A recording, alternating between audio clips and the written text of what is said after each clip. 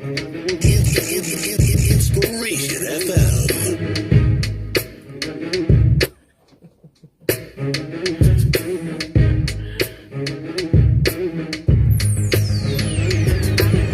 Mission to get on the mic is 92.3. Okay, I'm going to rap one day, and maybe it's this 2018 that I'm going to bust the rhyme over this beat, because this beat is just, I would love to say sick, but it's really, really nice. Yes, Explore Nollywood is on your dial, your family radio station, 92.3 Inspiration FM, and it has been an interesting week for the Nigerian film industry. So for one thing, a couple of movies are definitely showing in the cinemas, and one thing that obviously struck me was the reason why people go and watch Nigerian movies. So I had like 5 options as to why people go and watch Nigerian movies, but aside that, I have 2 very important people in the studio with me today. I have the director and producer of the movie Esohe.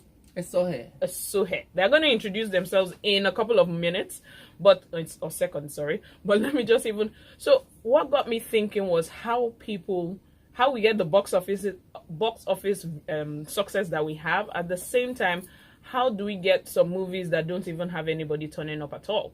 And I was like, you know what? Why exactly do people go to the cinemas to watch a Nigerian movie? So I was like, okay, maybe they want to be entertained, immerse themselves in a world where different rules apply, or it's for a shared experience and to be part of a conversation, or do you think it's to support the Nigerian film industry and the content they put out, to understand different cultures and be tolerant, or to appreciate the peculiarities of a country and inspire to make a difference? So, like I said, I have the director and producer of the movie Esohe.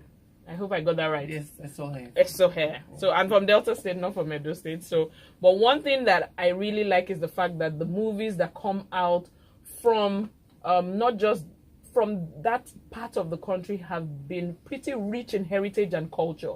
And I think that was what drew me to this movie. So I had seen the 1897, the Lancelot movie. I had seen the other one from the Ghanaian Nigerian director Iyore. So I was moved by those movies. In fact, they gave me goosebumps, both of them. So I have you guys in the studio. Kindly introduce yourself. Okay, my name is Charles Mbagbai. Okay. I'm from Edo State. Okay. And came up with this movie, Esohe. Okay. So we'll talk more about it. Okay. So Charles is the director of the movie. I have the producer also in the studio, so let her introduce herself. My name is Monica Asueda. Hi, Monica. I'm already on AKA Monicazation. Okay. And you got to put it in there. Yeah. Yes. Okay. And I'm a producer, an executive producer with Charles, my brother. And you actually starred in the movie as well, right? Yes. Okay. So tell us about Esohe. What makes it different? So I can count on my fingers the number of Benin related. In fact, Benin is because Benin is like, we can never say enough of that culture or tradition that is actually so rich. Yes. So what exactly drew you to the script? What was your thought process when you say, you know what, I want to do this? Okay. When we wanted to do Esohe, we wanted to do a movie that was very epic, at the same time contemporary. Okay. So we wanted to put both worlds together and say, how can we do a movie that there's lots of Benin, and at the same time lots of English. Okay. So we came up with this story that has 2 worlds. And two stories being told simultaneously, and interwoven in a way that it just keeps you captivated and and holds you to from start to finish. Okay. So you find a lot of people speaking the language, and you also find a lot of people speaking English. Was there a lot of Oba Etokbe?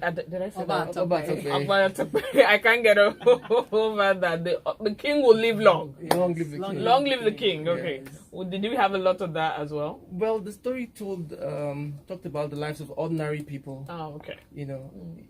And ordinary people and how their lives are affected. Okay. It's a love story. Oh, okay. There's lots of intrigues, I don't like to tell my stories. Okay, so it's just for us to go see it. Go see So it. he's not going to tell us a lot, but It's ordinary people Yeah. that also to do with the top class people, how they interwove, how they work together, the top and the bottom, how they come together. So it's a lot to. So what learn even in it. levitated? What made you say, you know what, I want to put my money behind this kind of movie?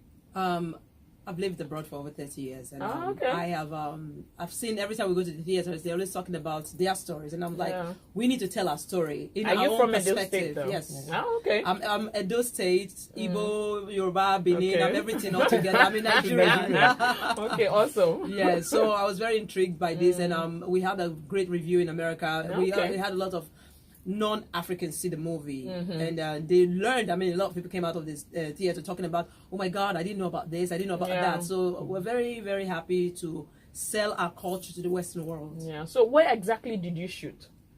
Okay, we shot the movie. Part of it was shot in Benin. Okay. The other part was shot in Atlanta. Yeah. You know, so like I said, we're able to tie both worlds together, and amazingly, you find out that a lot of foreigners were very interested in the film. Okay. Like when we shot the movie in Boston, we had more white folks, and in the theater. Yeah. And they really loved the film. After the film, they wanted to ask a lot of questions. They wanted to be more involved. Some even said, "Please, can we get the script? Are you making a book out of it?" You know. So I think it's been an interesting journey. Okay, so I would literally be asking, how did it feel shooting the movie in Boston or Atlanta? And then, because I'd watched this movie, Dr. something, I can't remember. Dr. Bello, yes. And when they were shooting in America, you see everything was concise, precise. They were straight to the point. They were hitting the nail on the head. By the time they came over to Nigeria and they were shooting everything in Lagos, it felt like they were throwing everything and anything into the scene. Okay, we're going to show this billboard. We're going to show... Of course, they had the people that were sponsoring the movie and all that. But I would like to know, what was your experience shooting, or how did it feel by the time you were done shooting it in America, whether Boston or Atlanta, and then you now come to Nigeria and have to shoot in Benin, Edo State? How was that? Okay, amazingly, we shot the Benin part first. Okay. And we worked with very brilliant actors who were, I said, on top of their game. Okay. We had Jimmy Jean-Louis. Yeah. He's a foreigner originally from Haiti, now lives in LA. Yeah. We had Tony Aimakun, we had Desmond Elliott, Chris Arthur, and these are very seasoned, actors. So from day one, we had a plan, on paper that we discussed and pre-planned, and everybody wanted to just go through that plan and finish up the on time, so we don't mix match things. Okay. And then because we're shooting out of Lagos, it was quite easy because we were out of the hustle and bustle of this busy city. So Benin is quite easy. Yeah. Apart from the scenes where we had to film at the airport, but even that, it was still a lot easier than if we were in Lagos. Okay. To deal with. Okay. So I forgot to mention the numbers. Charles and Monica, executive producer and director of the movie Esohe. Yeah. They are in the studio with me. You can call us up on 0700 923 Let me take that number again. You can call us on 0700 923 or send the WhatsApp message to 081-731-36193. They are in the studio with me. You can ask them any questions relating to production or to directing. And I wanted to know, so why a love story? There's always that again, like I said, heritage and culture that always comes through when they're talking about the Benin Kingdom. So again, because most of those stories even had the relating, so like the Iyore had the love story totally behind that. Well, 1883 or 1887. 1887 had the war, and that was more heritage. Yeah. So why a love story for this kind of rich cultural heritage? They say with romance, you never get it wrong. Oh, really? So we wanted to. Oh, we just love. I think everybody Nigerians love. Yeah. We all love love. Love is a beautiful thing. Yes, it is.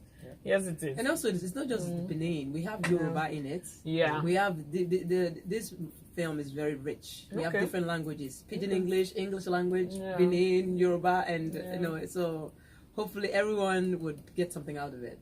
Okay. Okay. So what now you have said everyone will get, that takes it deeper. What exactly do you want people to take out of it? You know, in this world, there are classes. We all have different classes. Oh, we have a caller. Hello, caller. Your name is Esoye. Oh, is it like someone's name? Yeah. Oh, that's so nice. Hi, and you're speaking to the director and producer Charles and Monica of the movie that is coming to the cinemas in a bit. Do you have a question for them?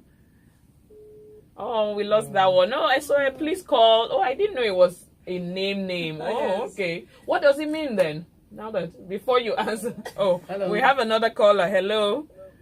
Good evening. What's your name and where are you calling from? Oh, we have lost that one again. So please call us on 0700-923-923-923. I have Charles and Monica in the studio. Do we know Esohe? Esohe, she's gonna call back. Oh, okay. Or you can send a WhatsApp message to 081-731-36193. So 2 things now. You were going to tell us what to expect or what to take out from the movie. And then, what does SOM mean?